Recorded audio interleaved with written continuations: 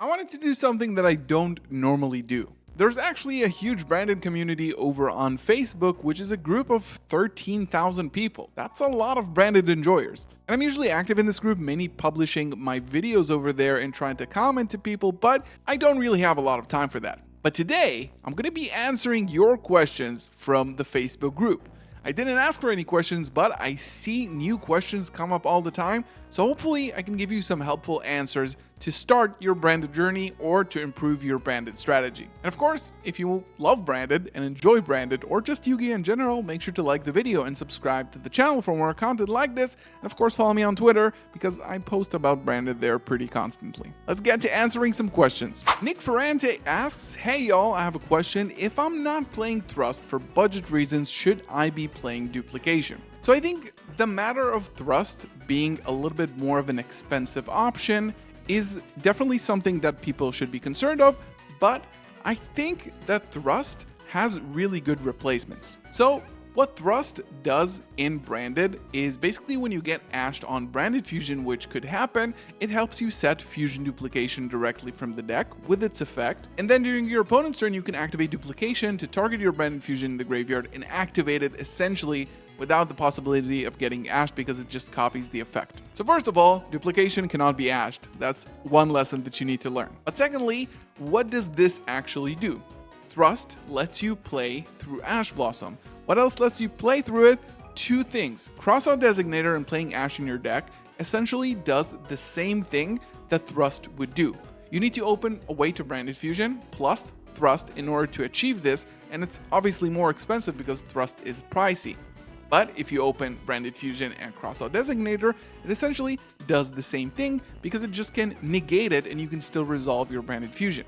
One more thing is Nadir Servant, which a lot of people play. You need to open Branded Fusion, and if that gets ashed, you go for the Nadir Servant line, which now cannot be ashed and usually cannot be stopped except for like a bell or something. And then you can send fusions to the graveyard, summon Quem during the end phase, get some sort of board presence even though you got ashed. So I think these would be the replacements that I would suggest if you just cannot play Thrust.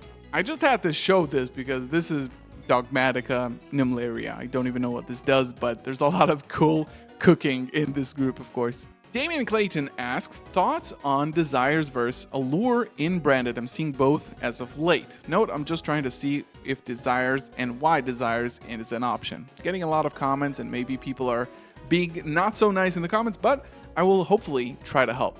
So, Allure of Darkness, why is it actually good in branded? First of all, it draws 2 cards. Second, I think Droll has fallen out of favor in this format, so you can just draw 2, and most of your deck is darks, so you can just banish a dark, basically a +1. But there's another thing in branded where you have cards like Mercourier or Thespian Tragedy, which sync up really well with Allure of Darkness because if they banish, they get an additional effect. So if you play a little bit more Tragedy or a second copy of Mercourier, you could get a lot of value and of course draw into a lot of cards. Desires, on the other hand, in builds that are over 40 cards, are just really good because you have a lot of copies of a lot of things. You don't really have anything you are afraid to banish because you play basically all the important cards at 3.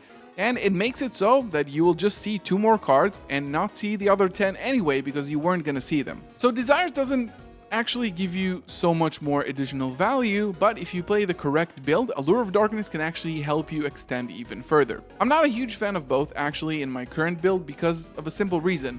I don't think drawing cards in branded is that impactful because you don't really play a lot of non-engine. Once you've got into your engine, and if your build is consistent enough, that will be enough. And drawing more cards will basically mean you have more cards to discard or use for other effects like branded opening, but they're not going to give you any real value. So I'm not a huge fan, but a lot of people are playing it. So Ella here is building branded heroes, and let's check out the build here. We got the Dragoon package, we got a ton of normal summons, which we need to address. Of course, we have some Mask Chains and Fusion Destiny, and a pretty nice extra deck where the only 2 hero cards are Dark Law and Destiny Hero Phoenix Enforcer. So I think that the hero engine is actually pretty smart in branded because you can turn your Alubers, your Albaz, and actually also your Edge Imp Chains into a Dark Law using Mask Change 2.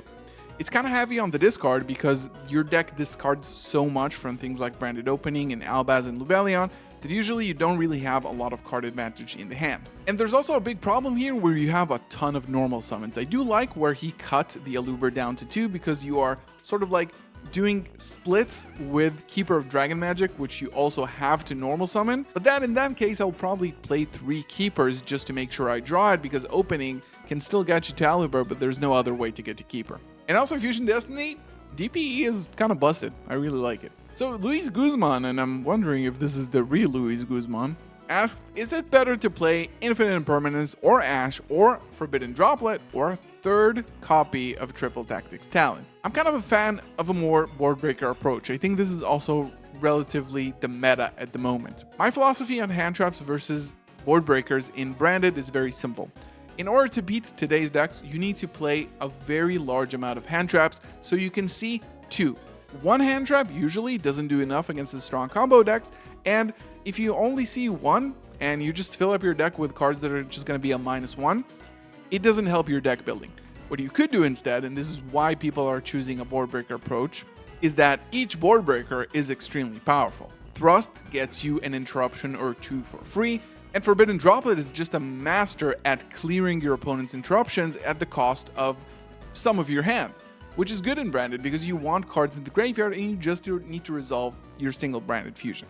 So I think this is why people are playing board breakers and not really giving any space for hand traps, because it's just not going to be worth it. You don't have enough non-engine room to fit those, so might as well play strong board breakers in your deck. Yo, my boy Matt got top 8, let's go! So we got Suleiman with the side deck question, what's everybody's sideboards looking like for this format? I'm thinking 3 Dark Ruler, 3 Soul Release, 1 Dragon, 3 Cosmic, 3 Bystials, 1 more Bystial Saneer, and 1 Masquerade. So I think, again, when you consider the Branded side deck, you need to consider what you're actually losing to. For example, if you're playing Super Poly, Thrust, and Forbidden Droplet in the main deck, it means that you already have ways of breaking boards and dealing with mass combo decks and their boards using your main deck engine. Which means that Dark Ruler No More might not be as helpful because you already have Forbidden Droplet in your deck to deal with that. Other things that you can think about is that if you're already playing Triple Tactics Thrust, you can fit in some board breakers like Evenly Matched Lightning Storm or Harpy's Feather Duster to search off of Thrust and have a little bit more impact. Now, other things that you lose to specifically are Anti-Spell Fragrance that is really prevalent in this format, so you might really want to consider 3 Cosmics, which he obviously does. Bystials are great, Magnemite and a couple other could really help dealing with Branded and Voiceless Voice, and sometimes if your opponent is not careful, even Snake Eyes and Fire King. Soul Release, I personally don't like this card. I think you need something way more targeted, so maybe 3 Nibiru's to deal with combo decks because it's a really impactful hand trap if it hits right. Now, 1 Shaddoll Dragon in the side deck is actually quite neat because it can actually out the floodgates using the graveyard, so Shaddoll Dragon is pretty cool. 1 Masquerade in the side, I would try to fit it in the main or not fit it at all, and maybe try something like the Blazing Branded King because it's a searchable going first card that you can side in against a lot of decks and it could really be helpful. Austin Johnson says, I've got quite a few voiceless players in my locals and 1 other Branded player. Should I cut the Nadir pack as just looking for your guys' opinion? Thanks in advance. So Nadir Servant has kind of seeing like a bit of a fluctuation, kind of in and out of most people decks. Personally, I don't play it at the moment. And this is one of the main reasons why. You start off with Nadir Servant, you go through your combo, it's a good way to play around Ash Blossom, but it's not Crossout or Thrust. It can get you a Maximus, which you definitely want to use the effect to draw a card possibly, and then send some Albaz monsters to the graveyard.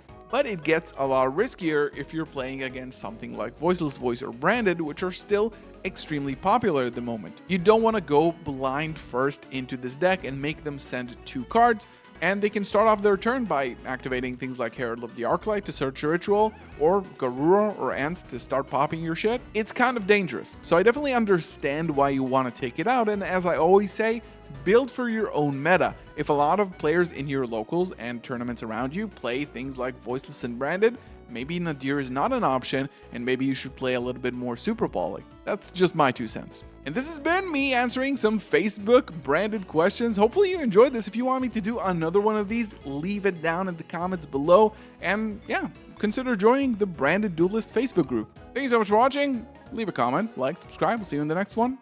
Peace out.